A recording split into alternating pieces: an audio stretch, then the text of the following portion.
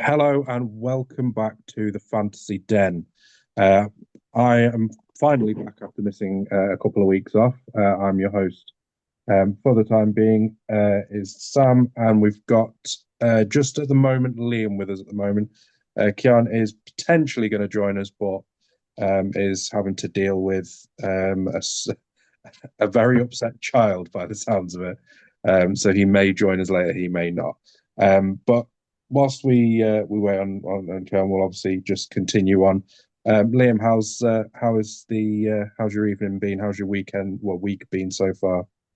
Yeah, it's been good, mate. Been good. Been a busy one. Been working away, but yeah, back now and ready to see what happens in tonight's draft. So we're getting this in just in time. Yeah, I'm excited to see who goes in round one.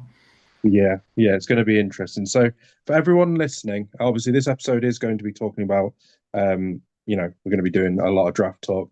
We are filming this the night of the first round of the NFL draft. Um, but a lot of what we're going to be talking about, although this will get released the day after, so actually a lot of it may be relevant still because we're going to be talking about where we think people are going to go and how that may impact um, the draft that we've seen from a fantasy perspective. Um, it's still going to be relevant. It's still going to have a lot of value to it. So, um, as I said, a lot of what we're going to be doing now. If anyone, just to give you an idea, we did a with a few people did a mock draft about a month ago. Just did a quick mock draft. It was a 3 round mock draft, which we will show up on the screen for anyone who's watching on YouTube.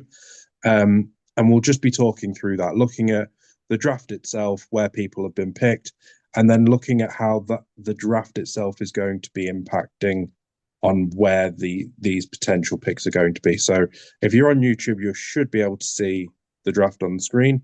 And like I said, this was done a month ago, so there's probably a few already going. Like if we talk about now, which we will do, um, differences that you will see. I mean, it's this was very early on, and obviously a lot has changed even in a month's time. And it was so that we were able to be able to look at it and say, this is what it looks like beforehand. With the draft coming up tonight, how will that impact how these players will be picked and how they will? So, in terms of the format of how we were doing this, this is a single QB league, so a standard 12 team, one QB league, just your standard format, one quarterback, um, two running backs, two wide receivers, a tight end, and two or three flex Yeah. positions, however you do it. Yeah. Um, so no kickers or teams because I don't believe in having those in leagues, which you will find out later as we talk more in the off season. Um, before we get on to this, and obviously, it's just if you can get us, all the links will be in the description below. If you can follow us all on all the socials, um, we'll try and get this out onto the social as well, so you can interact with it, and obviously join the free to join Discord um, via the AAW network to chat to us and do all of the fun stuff that we do. Um, so let's get into this. So obviously, this, like I said, this was done a month ago. Um, just to rattle off, we'll go through the first sort of few picks. We won't go too much into the later rounds. We'll look at a few of the second round, but the third round, I think, is you know, and we'll as we sort of talk, you'll probably give a reason as to why we're not going to really be looking at the third round today because I think um, a lot of these we don't actually know what's going to happen with them, and this will all completely change. But what we kind of really want to look at is mainly this first round and maybe some of the second rounds where people have gone. And I think, I mean, obviously, Liam, you probably agree that this is probably, if we look at the first 5 picks, these probably aren't going to change too much from where they get drafted in the NFL tonight. No, I wouldn't have thought so. I mean, the might order might change. There's certainly a lot of hype around a few of these players, and the order might move around. But I would have said on most draft boards, even Superflex, I probably would have said these are the top five. So I don't think these five players I think will be the five players that go in most drafts that we see. But yeah, the order might change. I think we'll talk about a couple of those where we've seen a little bit of hype in this last week or so that might move people's opinions on the players. Mhm. So obviously going into the number one picks obviously for this one is Jeremiah Love. And I think in terms of where he's looking at being banded around and where he's going to be picked, I think a lot of the mock drafts that I've seen probably have him going to maybe somewhere like the Cardinals or the Titans. I think the Titans is probably the most the most favored one that I've seen. Yeah. Do you think he moves at all? Do you think he ever gets dropped below the 1-1 pick, the first pick? Do you think he does? Because I think even going to the Titans, I mean they're yeah, their RB grouping is pretty poor. Yeah. No, probably not. I think in most leagues, the only way I could see no, no, I can't because I was going to say the only way I could see it is if you're really desperate at quarterback, then potentially Mendoza, but he's likely to sit behind Kirk Cousins. So no, I think Jeremiah Love is the number one pick in 99% of leagues. Just because no matter where he goes, you know that he's going to be a day one starter and probably as close to a free down back from the start as you could get. Yeah, I think it's because of his ability, and I suppose again this probably leans into the PPR league, is the fact that because Jeremiah Love has that dual threat in terms of being a running back as well as a catching back, he adds that extra level of being able to build points. It's probably something that a lot of people are more conscious of getting from a running back as well, in terms of having that running back like a Christian McCaffrey who gets points in both, four PPR leagues of getting receptions. So I do think that, yeah, I probably agree with the fact that he probably is in 99% of leagues probably still going to be the number one pick unless you are decimated at wide receiver and you need a wide receiver. I think it's the only way. So Yeah. obviously the next bit is the three wide receivers that we know are probably, by the sounds of it, going to be going in at least the as low as, well, it's going to be the top 15 draft picks in Carnell Tate, Makai Lemon, and Jordan Tyson. Do you think, obviously, there's been a lot of talk, especially with Jordan Tyson, a lot of people hyping him up over the last few days? I know that Fletch, our wonderful producer of the AEW network, has said that he should be the number one wide receiver off the board, period. Do we think that he his draft or who he gets drafted by could favor him to become that 1 point that second pick out of a draft?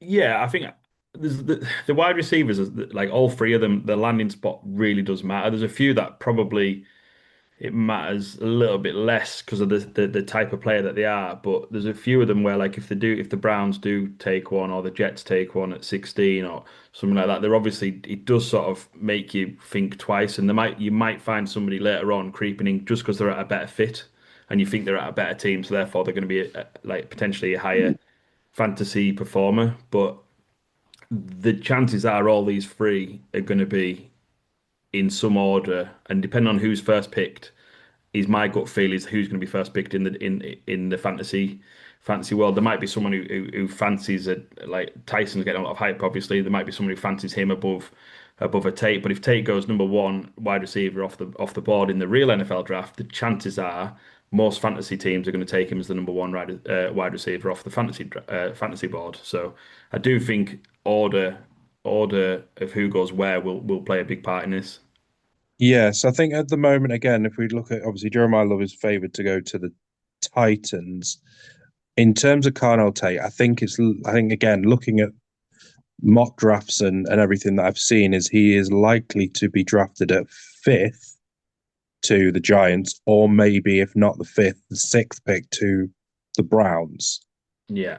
I think I've seen Tyson has been linked with, He's linked to the Giants, isn't he? yeah, he's been linked to the Giants. He's been linked to the Saints. The Saints are looking at potentially taking him at eight. Obviously, I know that there's been talk that the Rams have been interested in him. I think that even probably the Dolphins have probably been in that conversation. I know that they are looking at a wide receiver. I think they've been more linked to Mackay Lemon than Yeah. they necessarily have with Tyson. But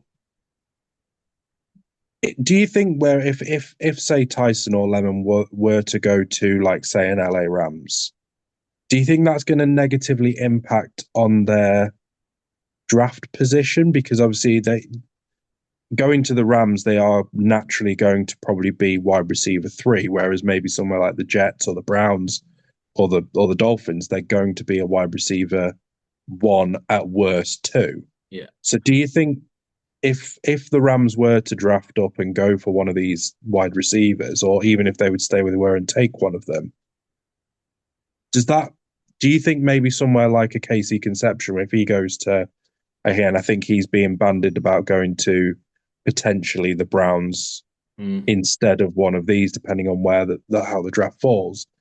Could you potentially see someone like a Conception being favoured over Tyson or Lemon because of the fact they may go to the Rams? I think there will be some people who do that. I think in Dynasty you've got to look longer term realistically. Everyone wants that home run year one, who like a wide receiver 1 year one, but you might not get that. Well, you certainly won't get that if you go if anyone any of these go to the Rams, especially in the first round. But you've got to think Adams is probably one more season. I mean, there was trade talks, trade rumors anyway before, like earlier in the off season. But they're always going to be the number two behind Nakua. So there is going to be there is going to be like the gut feel of that he's not going to be the number one guy. So therefore, are you picking a guy whose ceiling is certainly limited? However, on the flip side of that is the Rams are a much better organization and a much better team and a much better offense than anybody, barring potentially there's teams around them like the Ravens and stuff like that that would be a good pick, but a lot of the ones earlier in the first 10 picks aren't as good a offense, aren't as good a team. So therefore, you've got that trade off, haven't you? I mean, you go to a good offense, you go to a high scoring team, but you're the second best, or do you go to a low scoring team like the Browns, but you're the number one? I'd probably prefer the higher performing offense. Mm. The other doubt with the Rams for me would be though is Matt Stafford and how long Matt Stafford's going to be there. If it's another 2, 3, 4 years, you're pretty happy. But if it's one more year and he's done, then you might be regretting your choice. Yeah, yeah. So there's and this is I suppose this is the beauty of doing like dynasty leagues is do you offset do you take the player for who he is and what he possibly do, or do you think 2 3 years in advance of what they can become? And I think sometimes people can get lost in that, especially when you're in that position of drafting in the first well, 4 or 5 picks. You kind of need someone who's going to be impact now, Mm. but also, again, it's about playing the long game. If you know that you're probably going to be in those bottom picks for the next few years, taking someone like a Lemon or a Tyson who's gone to the Rams may be quite suitable because you know that in a maybe not in a couple of years time, but maybe in sort of 3 years time when they finally sorted out a new quarterback, or if Stafford's there still, you might find that actually he becomes wide receiver one if they decide to move Puka on when Tay retires. So that's where those sorts of things you need to think about.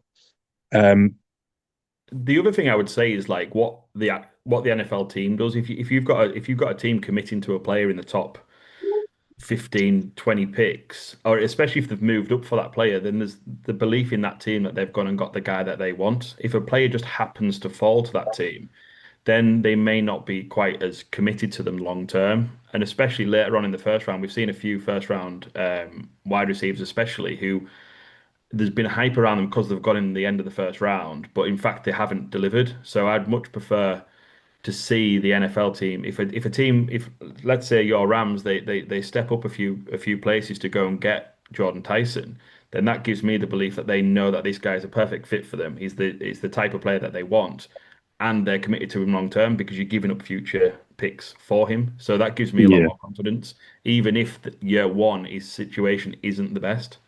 yeah, and I suppose, like you say, with if you're going and getting him in the early in the say as a top 10, he's going to be at that organization unless he bombs for 5 years Yeah. because you'll have that fifth option that you can take on him. So it's likely that it is probable that he'll be seen as the future, or at least one of the top two wide receivers in their wide receiver grouping. Obviously, the only thing that can potentially go the wrong way is, like, say for the Rams or other organizations, is if their QB moves on or retires, and then you're kind of stuck in limbo as to what then happens. But I I do think still with think, Dynasty as well, though, Dynasty, like as much as it's a long-term game, you've got to think of the next two, maybe 3 years maximum on a play. If you draft someone mm, this year, you can't realistically be thinking what can he be year five because so much can change. You've got to go, this player, I'm thinking the next 2 to 3 years, he's going to be useful for my team. And if you've got a question mark on that because you don't know circumstances, then I probably would stay away from that because you've got to go with your gut feel a little bit on this. mm. So obviously the only one we've not mentioned in this group is obviously Fernando Mendoza. Obviously, we know he's going to be going to the Raiders. He's going to be the number one pick. Do you think he still solidifies himself in even in a one QB league in that top five? Because obviously, again, you obviously mentioned that it's possible he could be learning. He could be learning the first year and doesn't actually get much game time, or at least unless maybe Kirk Cousins picks up an injury or bombs, Mm. we could not. We could see Fernando Mendoza not start a game in 2026. I do think in single quarterback leagues, I can see him dropping before the Kirk Cousins signing. I think people would have taken a punt on him, and unless like to your point earlier, you're decimated in a certain position. And in this case, if you've got no QBs and you're starting a season with Geno Smith, then probably you're going to go and get someone like Mendoza, bring them in. But let's say you've got somebody who's half decent worth starting, then I can see him dropping out to six, maybe seven. We've got a couple of players there, I'll name like Sadiq at the moment. He's got a lot of hype. You can see him coming into the top five, and maybe Mendoza dropping out.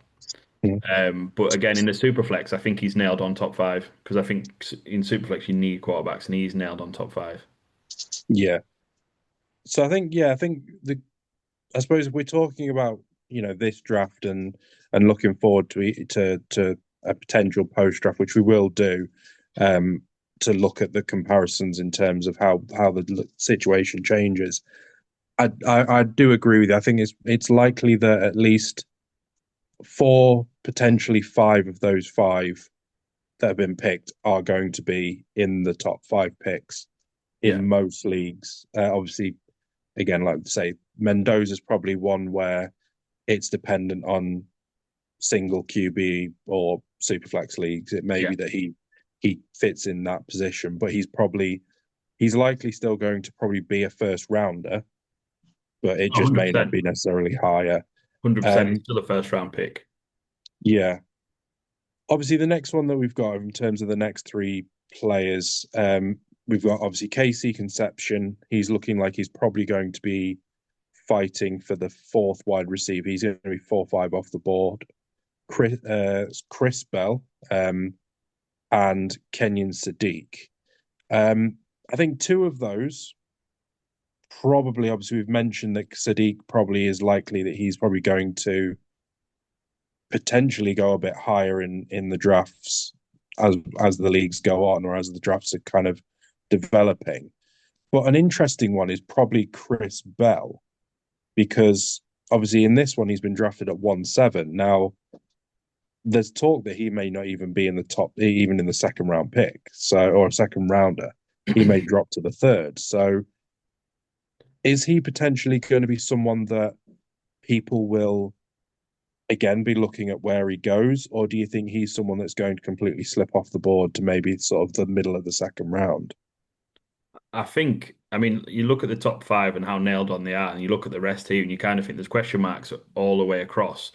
But Chris Bell's the one that stands out massively, and I can't. Well, he's unlikely to be fit coming into the season. So therefore, teams, if somebody gives a second round draft pick in the NFL draft, or even a third round draft pick, you've got to think they're fairly high on him because to use that capital on somebody who's not going to make an impact straight away, he's pretty good commitment. So that might keep a little bit of his draft value, but you can't see it in most leagues where someone's going to take him above players who you know are going to be available week one. And I think they'll have better draft capital as well in the NFL draft because someone like a Denzel Boston, who's two picks later, he will go ahead of Chris Bell in the NFL draft. I'm 99% sure of that. Mhm.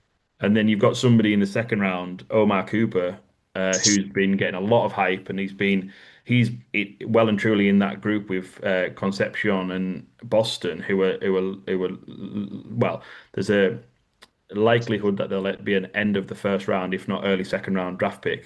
So therefore, they're going to be, he's going to be bolstered up that order as well. So I can see Bell definitely dropping to mid, if not late second, and potentially even a third round.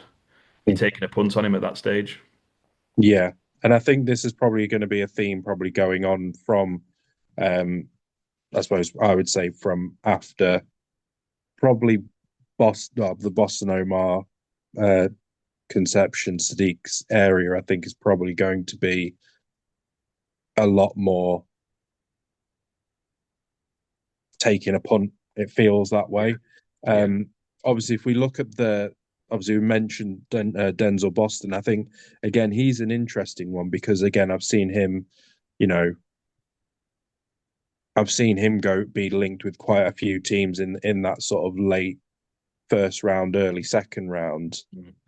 And again, if he's going to be going to a late first round team, you're probably looking at someone like I mean, obviously, there's been a lot of trades in terms of the later rounds. So obviously, the Chiefs are in that area. They're probably they. I mean, they may be looking at a wide receiver.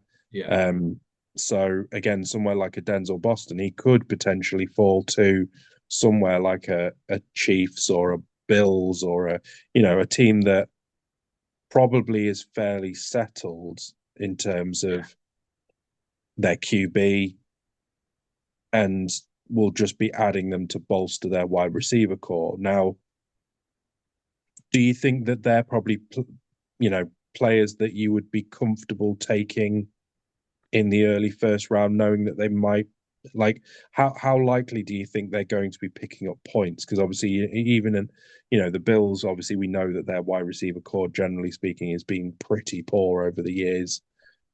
The Chiefs have been up and down in terms of availability more than anything for wide receivers. Yeah. Um, do you see somewhere like a Denzel Boston, especially for someone who's if they're drafting at that sort of 1.8, 1.9, they're sort of challenging for the championship. Do you Yeah. think they're going to be good value to add to the team, or do you think they're just fillers to try and hopefully take a wing that they might do well? Yeah, I think like someone like a Boston. I mean, the teams that I quite like him and the style of play to go to, someone like the Panthers, maybe even the Texans or Commanders. And obviously, if you're putting the Chiefs in there, linking with Patrick Mahomes, they're always going to be quite tempting. But for that to happen, it's either going to be them coming back into the first round. I know the Texans have the pick number 28, so they could take a punt on him there, but it feels like he's more of a second round draft pick. But I do think it will fill you with some level of optimism going to a team like that, where you can see like if you went to the Commanders, for example, you could see him taking over from Terry McLaurin in a year or two.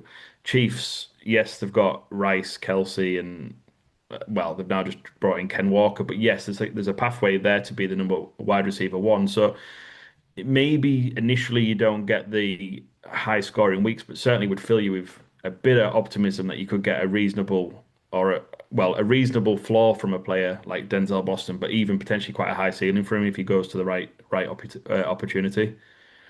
Yeah, I mean, obviously, this is where I suppose somewhere like an Egbu could probably, you a lot of people obviously were expecting.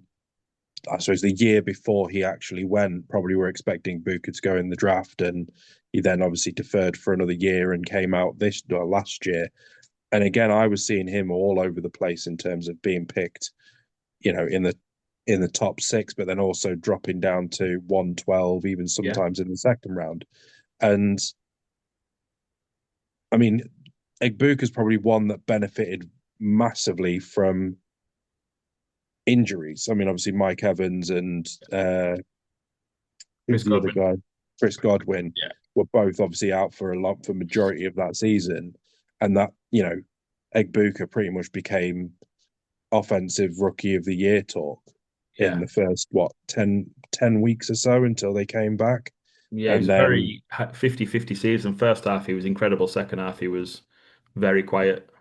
Yeah. So do you think maybe some of these players may benefit from a potential injury, and that actually this is where we need to be sort of thinking more about the player than necessarily about where they go and who they go to? Is there sort of that trade-off? Yeah, absolutely. I mean, Boston's quite funny. Like in my notes, I've made a comparison to Egbuka, who was a first round draft pick who slipped in rookie drafts to, like you said, towards the end of the first, even in some early second. And opportunity was there. He took the opportunity, and then a year later, everyone's talking about him being the very clear wide receiver one for the Bucks. So Boston going to one of these teams, like as I'll use the Texans for example, clearly not the number one behind Nico Collins, but an injury to an older receiver, then all of a sudden Boston could maybe fit into that role quite easily because he's got similar traits to someone like a Nico. Like he could fit into that role, and therefore opportunity shows, and then before you know it, next year is the wide receiver one for the Texans who know how to use the wide receiver one properly. So initially you might have like this thought process on him going, I don't really love that landing spot, but a year from now it could be a hell of a place for him to be.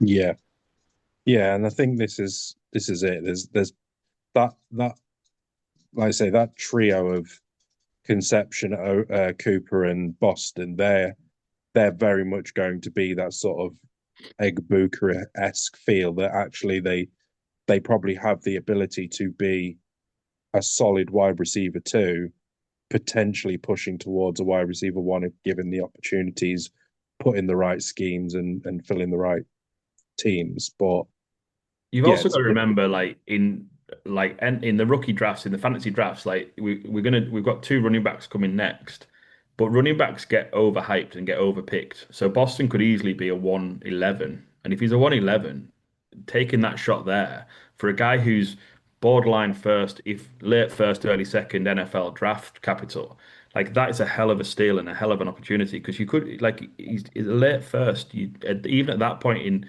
certainly this year's class, you've sort of taken a little bit of a punt, and that's a great. I'd give us a bigger chance of that being a good pick over maybe one of the running backs who's to follow. Mhm. So if we look at the last three picks of the first round, obviously we've got Jonah Coleman at 110, we've got Jadarian Price at 111, and if Fletcher's listening, he may be able to slide it over and we can see what the 112 pick is. I can't remember Eli Stowers, it is. Eli Stowers. So again, another tight end who I think again is an interesting one because again, there seems to be a significant drop off in terms of tight end um not necessarily ability, but popularity in Yeah. terms of obviously it's seen as Kenyon Sadiq and the rest in terms of where they're going to be going in the draft. So obviously we'll start with the running backs. Obviously Jonah Coleman, I think for a good part of the early year and probably I would say leading up to, if not during the combine, was seen as the outright number two running back. Yeah, he was. Yeah. And Jadarian Price, I think,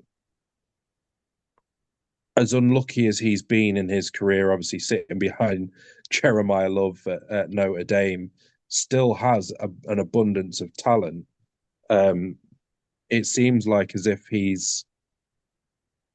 kind of got a bit pushed to the side with this, and you know, again, I feel like we're in this position of there's Jeremiah Love, and then there's The rest. obviously Coleman's fallen off a cliff. It seems. So like I've not seen a lot about him in terms of looking forward in the draft. Like a lot of what I've seen is it's been Jeremiah Love, Jadarian Price at two, and then Washington at three.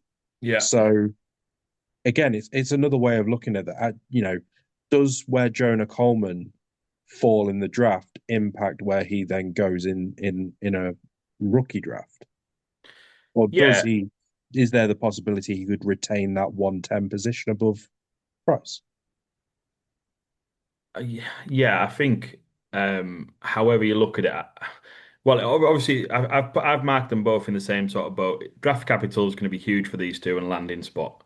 A lot of a lot of mock drafts you see in price linked to the Seahawks at either 32 or 64. If he goes in either of those, then you're gonna well, if anybody goes to the Seahawks in either of those two picks, you're gonna be pretty excited about that initially anyway. But we know that that backfields have been a frustration for fantasy football because we've just seen Cam Walker and Zach Charbonnet, and you don't know which one to pick one week to the next. And these whoever comes into to partner Charbonnet when he's fit, they're not as good as Ken Walker. So it's going to be an interesting one. But I do think, like, I mean, I've played fantasy football for years, and running backs get overvalued in rookie drafts year after year after year. And assuming that if both of them are day two picks, then they will probably go as first round talent. And I would even put Mike Washington in that list. If any of those three or all three of those go round three, I think there'll be first round picks in a rookie draft. Personally, unless the opportunity for them to be a starter is very clear, I probably wouldn't be anywhere near them. But yeah, I can see it happening. I can see maybe not in that order. I think Price is probably the number one favorite to be the second guy off the board. So he's probably the favorite to be 110. But if one of them goes to a good place, day two, I think we'll find people building the hype train about them. Yeah. Um, I mean, the thing that the problem is, and I've said this in just general about the NFL is that, and I think it's had a massive impact on how we view running backs in the NFL in fantasy football, because there is this increasing want to have running back by committees, Yeah, bar the odd case like, even, I mean, even the likes of Bijan Robinson, he still gave up a lot of yards to Algier in his first few years. yeah, I think the only person that I can really think of, or at least the couple that I can really think of, is probably Derrick Henry and Christian McCaffrey, Saquon Barkley probably being the other. yeah. There's and maybe someone like a Jonathan Taylor. I think there seems to be very few running backs now where you can put your hat on it and say they will start as a three down back every single week rather than being part of a committee. And I think even like when we've seen the likes of Kyron Williams, I think at one point was a running back two in a couple of years ago. He's obviously now dropped down because Blake Corum's playing more. And, Yeah. obviously for the Dolphins, I know that obviously HN's sort of the big thing, but But even it, Gordon and Wright get on yeah, the pitch and they take touchdown opportunities off him. So yeah, you're right. They're about the only three or four players that you can see in the running back who's out and out. They're the number one guy, and then they get spelled for the odd play or yeah. Other than that, the teams put them on the pitch, and I think we're looking at players who at best will be like. I think that's a good result if they're going to a committee backfield for these guys. mm. Yeah, because then at least you're probably going to have, you could probably stick them in a flex position and they get a 50-yard run and or even get 50 yards and maybe get a few catches depending on who they are. But Yeah, I do think again, someone like a Jeremiah Love, he's going to benefit, especially in a PPR, because he's going to be used as a catching running back. And I think again, it'll depend on the other running backs as to which ones can be used in that same effort as well of being a catching back. And I think someone like a Washington, I think he has that in his locker. I think that's part of his, and that's why a lot of people have sort of decided to push him up a bit higher. yeah, But again, it'll honestly just depend on. Again, I think these ones are going to be solely dependent on where they go. If they're going to end up going somewhere like, I don't know, Buffalo, for example, I think you're probably looking at they're going to drop off a board because it's kind of Josh Allen and um, James Cook yeah, or nothing else. yeah, And you're probably looking at the same for like if they go to the Ravens, it's kind of Derrick Henry and Lamar Jackson. It's if where they've got like a functional QB that runs the ball as well. I think that obviously takes a lot away from them. So I do think, yeah, their draft capital is going to be solely dependent on where they go. yeah. There's a few nice landing spots. I mean, you're talking like Commanders will be a nice one. There's no real obvious number one there. The Mm-hmm. Titans, even. I mean, I know there's a lot of talk of Love going there potentially at 4, but let's say the Titans don't take him at 4, and then look at maybe second round they go and take a running back. If someone like that went there, that's a nice little room for them. The Jags, they've hmm got Bishal Yeah, because Tootin they've and just lost yeah. Achan, haven't they, to the So there's Saints? a lot of I don't say a lot. There's quite a few landing spots that if any of these go to them in day two, then it does it sort of keeps their draft stock in a rookie draft quite high in a fantasy draft. But there's also a lot of landing spots where they could quite very easily be the third guy there, or yeah, and be pretty irrelevant other than injuries. Yeah, and obviously that last pick, obviously Eli Stowers, I think because of the nature of, I think the way that tight ends are getting used more in the NFL, and especially obviously them, we're starting to see more leagues where they're starting to use tight end premiums Yeah. and such. Do you see Eli Stowers being in that top 12? Like does he still warrant being a first round? Because obviously, again, we're not hearing a lot about Eli Stowers, especially obviously, we're only talking first round at the moment Yeah. in the NFL, the real NFL draft. But do you think do you think again, is that going to be something that's solely dependent on where he goes, or do you think that he is going to be just purely based on what else we have that he could be in that first round? I think I mean, I like Stowers personally, and I probably just purely on value, and I'm not going to say on talent and ability and athleticism. I probably prefer the value of Stowers over someone like Sadiq, just because you could probably get him at the end of the first, maybe even like early second, and but it all does depend on where he goes. I think as long as it's a day two pick and he's gone to somewhere that isn't, I don't know, he hasn't gone to the Raiders or he hasn't gone to the Cardinals or somewhere with this established tight end, I think he could be a real sneaky pick here because he's got a lot of there's a lot of talk about him being sort of interviewed and chatted to about being like a bit of a wide receiver. And if you can Mhm. play someone who a team look at him as a genuine wide receiver in your tight end slot in fantasy, you sort of it's a little cheat code there, and it could be something that's like obviously can elevate the kind of player that he is. So especially with this year's quality of players, I would look at Eli Stowers and think I'm quite happy taking a punt on him late in the first or early in the second. And like if he goes to, let's say he goes to the Rams in the second round, he could very easily slot in as your primary receiving tight end, and he could be a very good fantasy asset. So I actually quite like him. But again, if the Raiders decide to take him in, I don't know, round three or something like that, round 3 or 4, then I'm going to be like, I'm not going to be interested. But there is an opportunity for him to be a good tight end for fantasy. But there is a lot out there now that are exceptional. So where he sits in that, I don't know. But I do think in this draft class. If you're telling me that I could get Sadiq at 106 or I can get Stowers at 112, 201, I'd probably take Stowers every day and take the punt on him later on. Yeah, I think like I say Stowers. I think probably like I say if he's gonna go to somewhere like a Broncos, because which they need a Yeah, tight end, or maybe the Buccaneers or that. I think he's gonna definitely. Yeah, I would probably expect him to start climbing up those draft boards.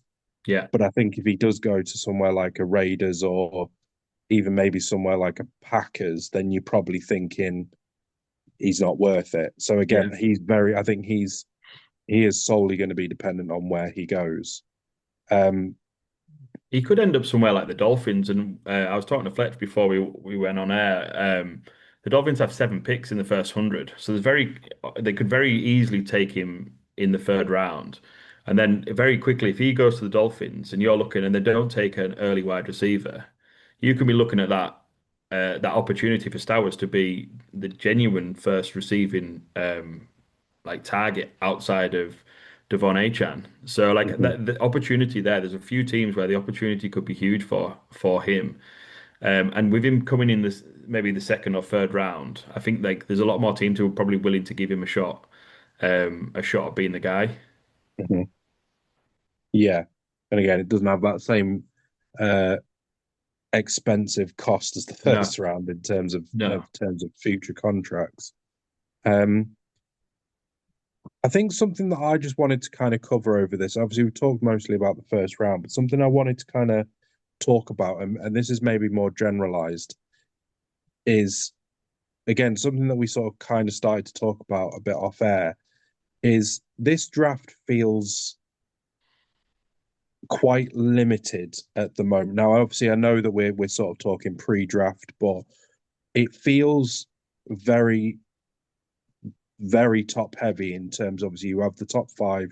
You then have probably a good consensus of who's going to be in the first round, and it feels like there's a lot more at this stage. Sort of take a punt picks. Like Yeah, even when I'm thinking back to when we looked at a previous draft that we'd seen in the second round, and I think obviously hindsight's a wonderful thing to have, and yeah, that probably does play a part when we're looking back. But I just think this year, like when I'm looking at the draft and I'm thinking, right, I've got three picks.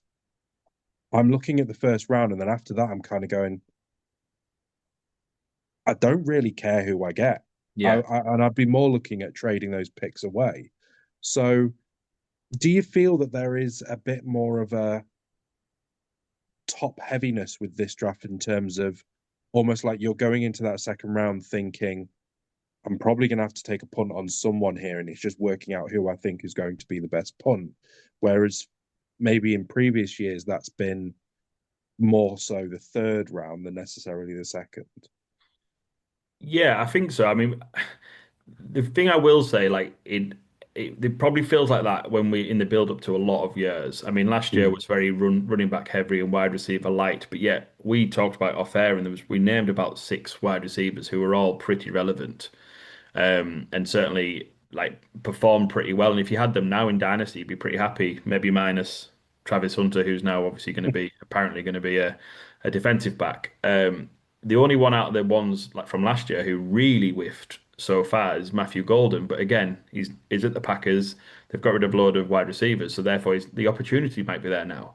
So, and I think it'll be the same this year. I think we're going to look at like we're looking at the top five, and everyone's pretty happy with that top five. Then talking about a few more that might be quite good, and but there's question marks on. But there will be players in the second round if the draft falls well for you and there's opportunity longer term that they will actually be very relevant NFL players and therefore be relevant fantasy players. It just feels a little bit scary right now, and I agree with your point. If I've got the 203, 204 there, and someone offers me, I don't know, an established but older player, or potentially like maybe they're a contender and they're offering me a late 2028 first round draft pick, I probably would bite the hand off it. Maybe not 2027 because that draft class is going to be one of the best. But yeah, it does feel like I'd be more open to trading some of these picks away. But when it comes to the when it comes to us talking about this next year, I believe that there'll be a few players who've really surprised us. Yeah, I mean, I think there's quite a lot of there in terms of wide receivers. I think there is a lot of not necessarily elite talent, but a lot of players that could be very valuable in the NFL. And Yeah. obviously, it is kind of difficult to make translations between college football and the NFL. And we've seen it so many times where, I mean, take Puka Nakua for example. I mean, he was a fifth round pick, and until he started basically, pulling up trees in preseason, Yeah. I don't think I would have seen him in any drafts, or if anything, he was maybe going in third rounds and people were taking flyers on him. I mean, these are sort of the players that we kind of look out for and hope for. Yeah. Um, and I think it does show the lack of value in trying to do draft rookie drafts before the draft has happened. Yeah, Um, absolutely. and obviously, I know most people don't tend to do this, but I have been in a few leagues where people have done pre-draft drafts, Yeah. and I have been in one before. And me personally, I don't like it because you're going off such limited information already, Yeah. and like I say, you could end up finding that you know I don't know. Say we use Sky Bell as an example. I mean, again, he's probably going to be wide receiver 10, 11 off the board. He could end up going to the Packers and end up absolutely lighting it up in in pre-season and end up being, in that bottom end of the first round. So it's I think we're sort of, because we're so limited on the information that we have, it is very difficult to be able to sort of say it just from the offset at the moment. I mean, even the likes of, you know, you've got the likes of Nick Singleton and Caitron Allen, obviously at the back end of that second round. Now, if you were to say that these were going to be not even considered running backs in fantasy football for a good, a year ago, Yeah, people would be laughing at you, because these were considered two of the star running backs coming out of college. yeah, So absolutely. again, these are things that people maybe need to start maybe thinking more about who these players were in their seasons in the college, and how they actually played, and less about how they're being depicted in the draft. Because, like I say, Nick Singleton, he was considered, he was a 5-star recruit out of college. So Yeah, again, if he manages to land, like if he manages to go in like the fifth round, or even like the fourth round to the Commanders, there's yeah. a chance he could be a starting running back in the NFL, and you've just dismissed him because he's a fourth rounder. And it's like, this is where there needs to be some kind of, and again, it is punt, because again, if he's going in the third, fourth round, there is a high chance he's not necessarily going to be a starter. But sometimes you just need to kind of look past the draft and think, this guy is going to a team that needs a running back. He could do well. He's probably the biggest name. Well, him in particular, because his draft capital in the NFL draft is going to be lower because he's injured right now. So Mm. therefore, teams are going to look at him and go, "Well, I'm not going to pick him up in the second round, third round, because I can get him in the fourth because he's not going to be playing." But coming like in college, his production's humongous, and like he's a very exciting prospect. And if he wasn't injured, you could imagine he's in the conversation about being the second running back off the board. But unfortunately, he's currently injured. He's going to be injured going into. He's not going to go through.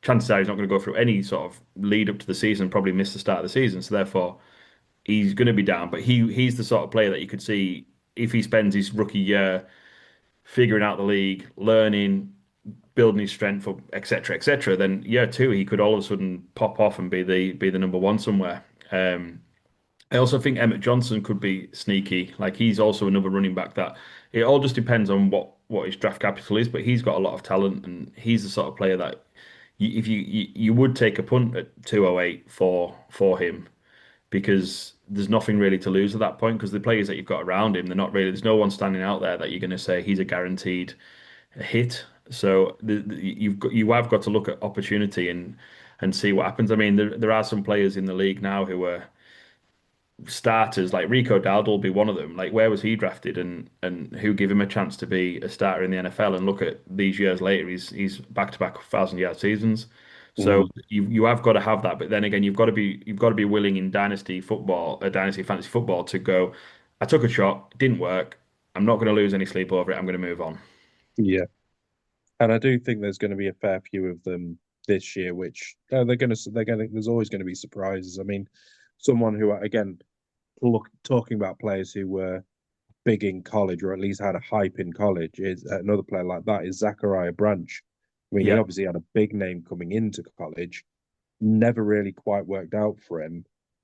There was talk he was again going to go last year. He decided not to. He stuck around for a year, didn't really do too much. And again, he's in that picture of being wide receiver 10, wide receiver 11 off the board. But again, he has the capability to be a good wide receiver. It's just, where does he go, and does that benefit him? He's a PPR monster as well, isn't he? Maybe not the yardage, but certainly catching. So, I mean, yeah, Yeah. like someone like that, a team could take. I mean, the Giants could take him and make him into the next Wandale Robinson, for example, and that's not a Mm. bad thing. The other one is like Malachi Fields. I mean, he ran a terrible 40, and like he was in the conversation with some of these other players in the middle, like the middle wide receivers, and he had that, and then he seems to have plummeted. But you could see a team taking him in the third, fourth round, and him actually being a reasonable wide receiver in the NFL. Um, Yeah. I was quite surprised in ours. I mean, I mentioned to you about the fact that he dropped down to the third round, which I was really surprised at going behind some of these players that he's behind. When prior to that, he was in the conversation with maybe not like the Denzel Bostons of it, but maybe the Surratts and the Brazils. He was sort of in that conversation. He's a full round and a bit later than them two.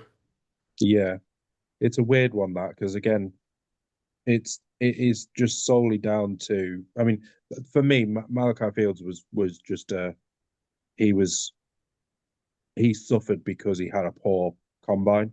That's all Yeah, it is. yeah, And this is where I think the com. I mean, again, we look at the combine. I think the combine is a. I mean, it's a show pony event, isn't it? I mean, if you don't perform well, you basically get dropped down the list. But you know, in terms of us as you know analysts, and you see all the analysts in the media and that they focus on those things, yeah, and that's not what the NFL teams look for. I mean, they'll obviously look at that combine, think you've not done very well, but then they'll have conversations with him. They'll watch his tape and they'll show yeah, the difference and what he can do.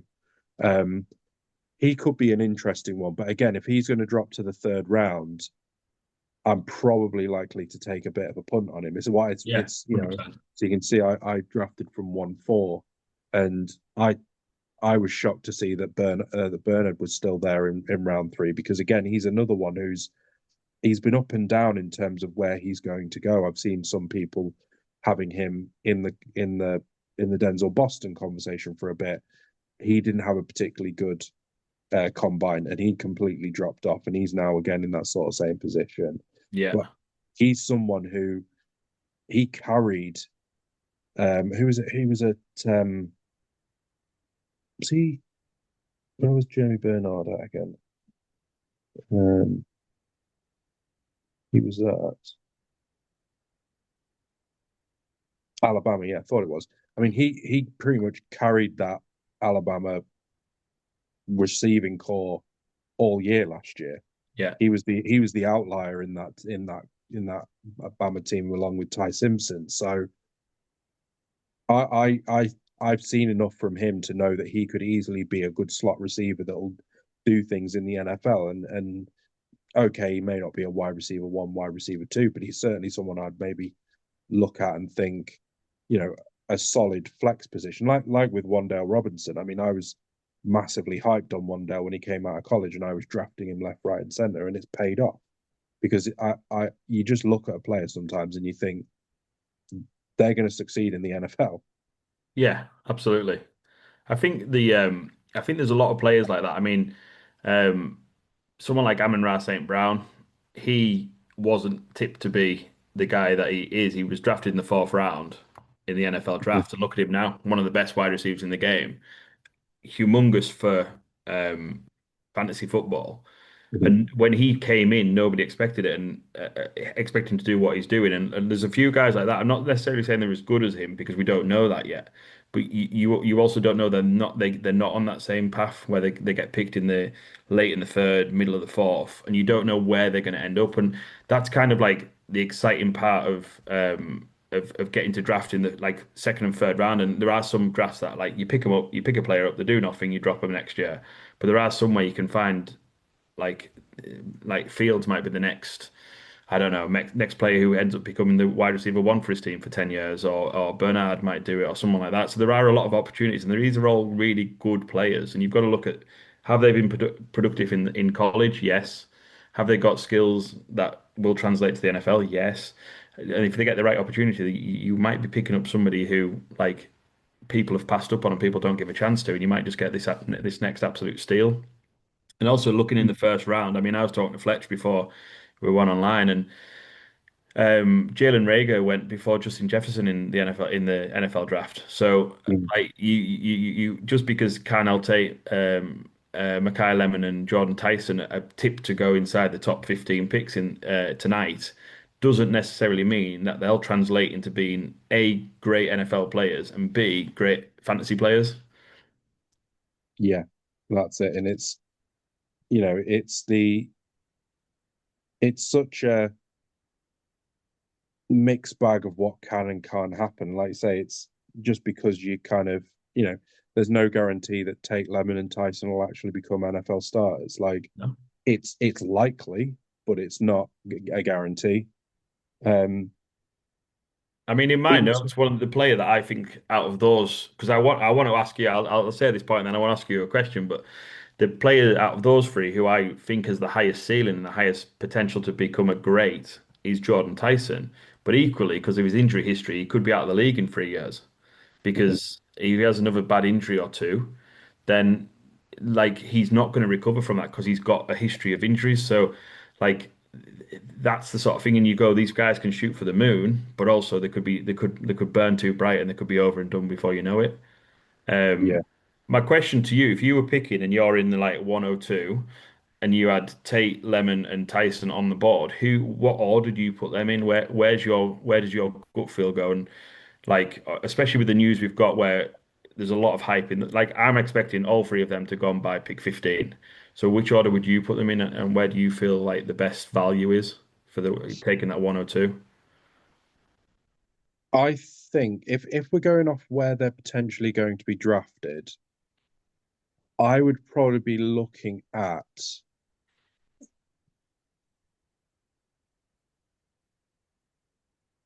I mean, I really like Jordan Tyson, and it does his injury issues do concern me, but I think he's more likely to land in a team which is going to where he's going to be a success. Yeah, Whereas I think Carnell Tate, I mean, as good as Carnell Tate is, he's always been a wide receiver too in college. yeah, He's always been behind Jeremiah Smith.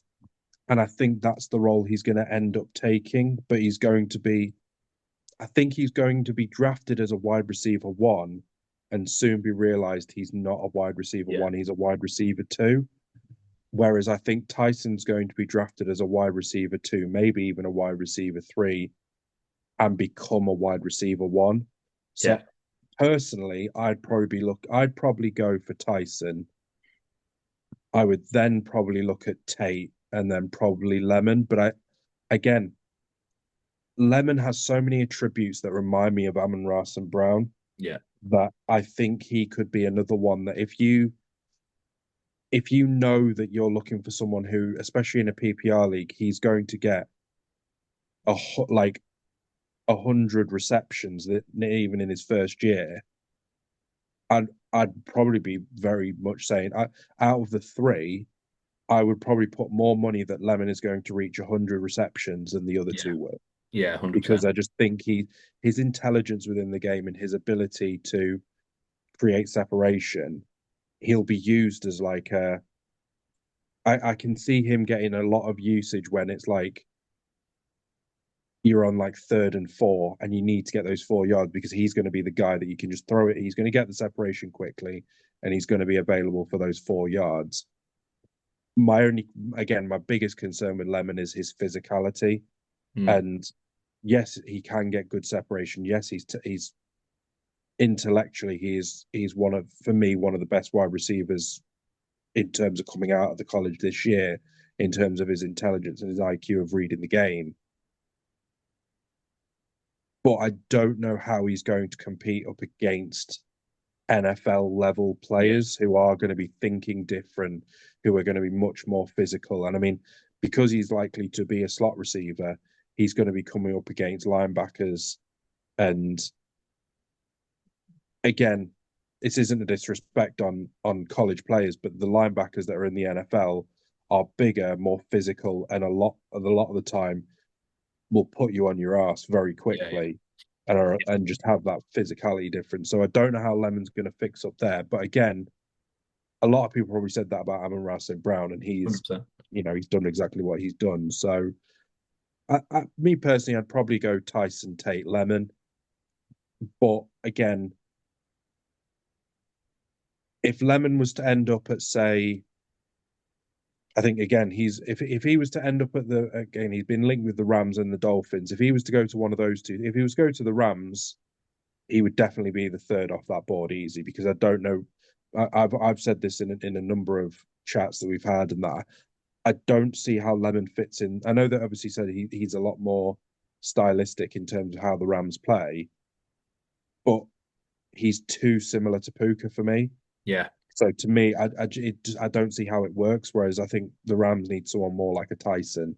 So for me, I would probably be saying if he went to the Dolphins, I'd be all over him because I think he's going to go into that organization and be probably start as the wide receiver one unless they draft someone.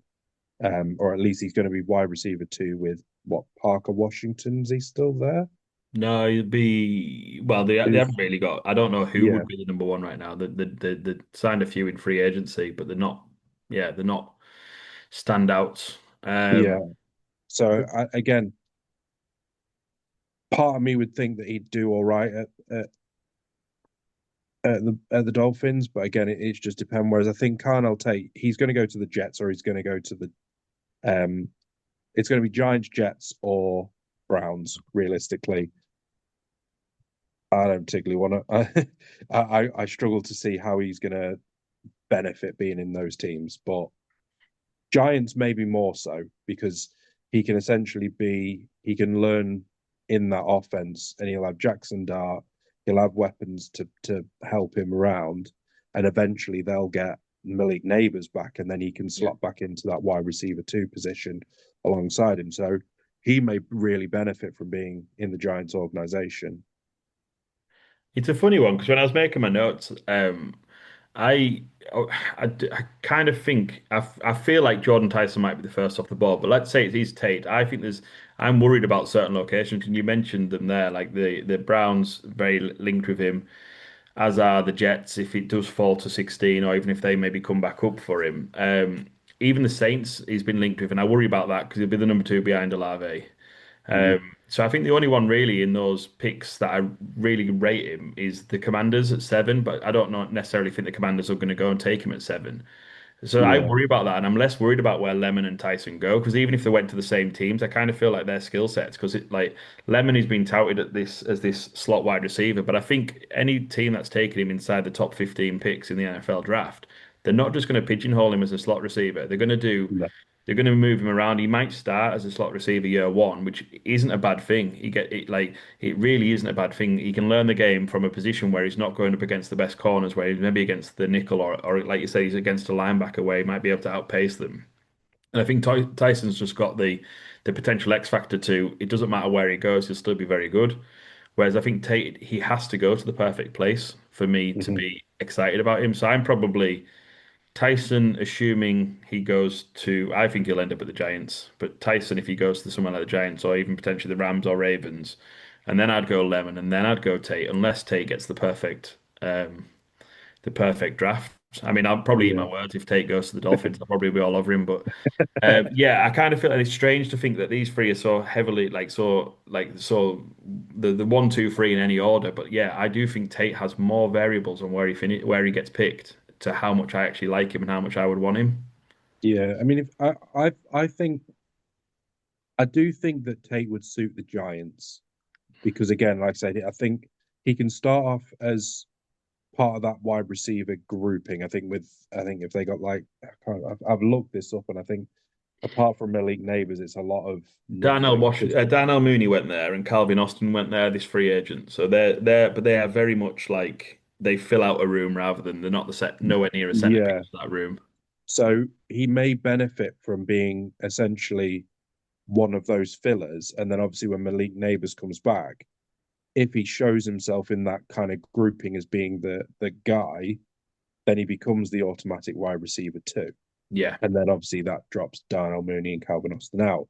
So I do think he would suit the Giants. I think it would be a mistake for him to go to the Browns as yeah, much as because just purely because we don't know what they're the only thing because again, Jerry Judy is still their number one wide receiver, but he doesn't feel like a wide receiver one at times. And obviously, I know that they've got a massive issue with their QB room. We don't even yeah, know who's going to be their starter still. So again, I think that wouldn't necessarily work for Tate. Um, I think he would benefit quite well from going to the Saints as a yeah, wide receiver too, because again, Olave kind of came in as the wide receiver one pretty much off the bat, and he that will allow Tate to learn. So I do think, and they're kind of a bit more settled. They know they're going to have Tyler Shock. They've got Yeah. other weapons, so it gives him the chance to learn into that scheme a bit more. Um, I think that my concern is if he's going to go into a team where he's expected to be the wide receiver one. I don't think he's a wide receiver one. I think he reminds me of like a T Higgins where he is a and Jalen Waddle. I think are elite wide receiver two Yeah. groupings, Yeah. and that's where I see him fitting. So yeah, I mean, it wouldn't shock me if when depending on where he goes, if I drop him to the third wide receiver off that board. But at the same time, if he goes as the first wide receiver off the board, you know that he's going to be the first wide receiver off these Yeah. boards. That's I that's the think I think Kian mentioned it the other night where he basically said like probably the safest, but he's not the most exciting. And I think when you're talking about fantasy, if I'm picking at the 102 or even 103, I want to get the guy who can make me a real difference. And I think Tate, like if we're talking fantasy alone, I think he could get 10 points every week, which you're not gonna turn your nose up at. But he isn't going to win you the championship. You might get to the playoffs on the back of some like a couple of people like Tate, but when you go up against the best teams, you need mm, someone who can get you 25 points in a week. And I don't feel like Tate's gonna have that. I might be wrong, but and the mm, teams that we've said he's linked with, other than say him going to the Commanders, even then he'd be the wide receiver too. All the teams are saying he's a wide receiver two going to, except for maybe the Browns. But then again, even the wide receiver one's at best a wide receiver two. So like the yeah, opportunity for him to be the superstar doesn't really seem to. It's not filling me with that. I mean, whereas Lemon and Tyson, you do feel like they've got the ability to maybe get to being the wide receiver one, and no matter what team they go to. yeah. I think Carnell Tate for me is he has the highest floor out of all three of them, but I think he probably has the lowest ceiling out of all of them. 100%. And I don't get agree me with wrong, I could be I could be completely wrong about Tate, but I just think that he's everything you want in an established like organization. Like if the Rams were given the opportunity to take Tate, I think he'd be perfect Yeah. because he'd slot into that wide receiver three, he'd learn under Tate, and then he'd move into that wide receiver two and just be like Robert Woods was for us for a number Yeah. of years with Cooper Cup. He reminds me of that sort of figure, but that's all he'll ever be. Whereas Yeah. like Jordan Tyson, he has that, like say, he has that X factor of he could he'll probably be pretty he'll probably score. There'll be a number of weeks he won't get any points, Mm. but then in a year or so's time, we'll be potentially talking about him being like I don't know, like a DK Metcalf or a, maybe someone even, someone better, maybe even someone like Michael Thomas during his best years, Yeah. like Yeah. someone who is that elite status.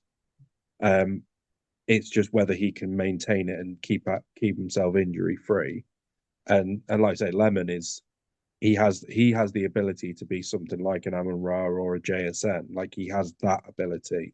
And Yeah. again, that's talking like again his ceiling is that.